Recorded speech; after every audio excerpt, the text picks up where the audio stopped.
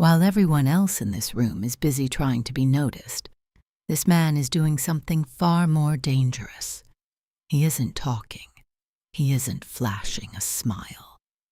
But within 5 minutes of walking through that door, he already knows who holds the power, who is lying, and who is secretly desperate to leave.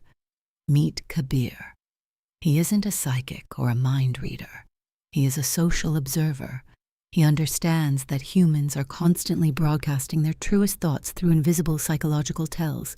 And today, I'm going to show you the exact blueprint Kabir uses to decode any room instantly, so you can turn social observation into your ultimate superpower. Part 1. The baseline strategy. Kabir steps further into the lounge. The event is a high-stakes networking mixer for venture capitalists and startup founders. To an untrained eye, it's just a chaotic sea of expensive suits and polite small talk. But to Kabir, the room is a living, breathing laboratory of behavioral science. Before Kabir looks for lies or power plays, he executes the most critical rule of behavioral analysis: establishing a baseline. Most people think reading a room means memorizing a list of body language tricks, like crossed arms means someone is defensive. But psychology tells us that is a myth. Crossed arms could just mean someone is cold. Instead, Kabir watches people when they are under zero stress. He looks at a young founder named Dev, who is casually chatting with a bartender. Kabir notes Dev's normal behavior. He blinks about 15 times a minute, uses fluid hand gestures, and keeps his feet spaced comfortably apart. This is Dev's psychological baseline. 10 minutes later, Kabir sees Dev pitching his product to a notoriously ruthless angel investor. Suddenly, Dev's hands go into his pockets. His blink rate rockets to 40 blinks a minute. His voice pitch spikes half an octave.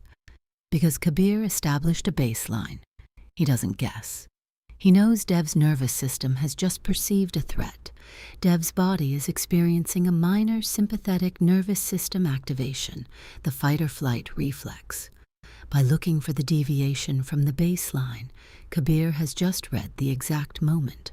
The pressure got too high. Part 2. The feet don't lie. Kabir moves toward a group of 3 venture capitalists, standing in a tight circle. He wants to join the conversation, but entering a social group blindly is a great way to get rejected or ignored. Instead of looking at their faces or listening to their words, Kabir looks at their feet. In social psychology, this is known as nonverbal leakage. Human beings are excellent at manipulating their facial expressions. We learn to fake smiles in kindergarten, but we rarely think about our feet. Because our feet are the furthest body part from our brain, they are the most honest. They are physically wired to prepare us to either move toward what we desire or flee from what we fear. Kabir notices that while the 3 investors are smiling and nodding at each other, 2 of them have their feet pointing directly at each other, but the 3rd investor has 1 foot angled sharply toward the exit. This is a classic liminal orienting cue. The 3rd investor's face is pretending to be engaged, but his body has already checked out of the meeting. Even more fascinating, when a 4th person approaches the group, the investors turn their heads to greet him, but their feet remain locked in place. Kabir smiles to himself. He knows this group is psychologically closed off. He doesn't waste his energy trying to force his way in. He scans the room for an open circle, one where the feet are naturally flared open, subconsciously inviting social expansion. Before we watch Kabir use the ultimate psychological trick to identify the most powerful person in the room, let's get you your own upgrade. If you want to stop feeling socially blind and start reading the invisible scripts of human interaction, hit that subscribe button. We break down the absolute best tools of behavioral psychology every single week. Now let's see Kabir decode the room's true leader. Part 3. The Laughter Compass and Visual Dominance. At 9:30 p.m., a loud burst of laughter erupts from the center of the lounge. A group of 6 executives is reacting to a joke. To the average bystander, it's just a happy moment. To Kabir, it's a goldmine of data. He applies a famous evolutionary psychology principle known as the laughter compass. When a group of humans laugh simultaneously, our conscious filters drop for a split second. Instinctively, our eyes dart toward the person in the group we feel closest to, or the person we respect the most. It is an ancient tribal mechanism to check how the leader is reacting. As the group laughs, Kabir watches their eyes. 5 pairs of eyes instantly lock onto a quiet woman in a dark gray blazer who barely smiled at the joke. She isn't talking. She isn't the one who told the joke, but she is the gravity well of the group. Kabir has just identified the alpha node of the room without reading a single resume. The woman is maintaining a massive visual dominance ratio.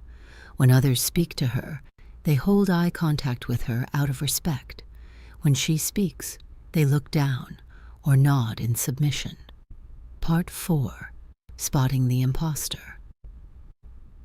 Now that Kabir understands the power map of the room, he notices a man named Shrey. Shrey is talking incredibly loud, interrupting people, slamming his glass on the table, and taking up an aggressive amount of physical space. On the surface, Shrey looks incredibly confident and dominant, but Kabir looks closer. He watches Shrey's hands. Every few minutes, when Shrey thinks no one is looking, he adjusts his watch, touches the back of his neck, or straightens his tie. These are pacifying behaviors, or self-soothing adapters. When the human brain experiences internal anxiety, the autonomic nervous system produces an uncomfortable spike of adrenaline.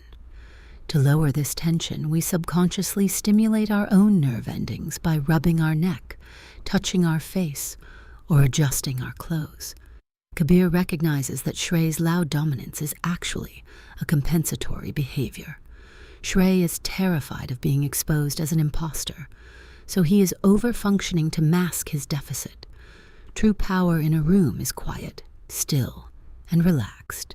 Anxiety is loud, rigid, and hyperactive. By reading past the performance, Kabir knows exactly how to approach Shrey without being intimidated by his bark. By the end of the evening, Kabir has successfully navigated the room without a single awkward interaction. He approached the open groups, pitched to the investors who were actually receptive, and spent his time building rapport with the quiet woman in the gray blazer who actually holds the keys to the funding. He didn't win the room by being the loudest storyteller. He won the room by being the most flawless listener. Social observation isn't about judging people or playing mind games. It is about empathy. It is about seeing the hidden vulnerability behind the loud voice, the boredom behind the fake smile, and the anxiety behind the stiff posture. When you learn to see the room through the lens of psychology, the noise disappears, and the matrix of human behavior unlocks right before your eyes. The next time you walk into a meeting, a party, or a family gathering, don't worry about what you're going to say. Look at the feet. Watch the eyes when people laugh. Tell me in the comments below, which of Kabir's secrets are you going to use first? Drop a like if you're ready to see the world clearly, and I'll see you in the next one.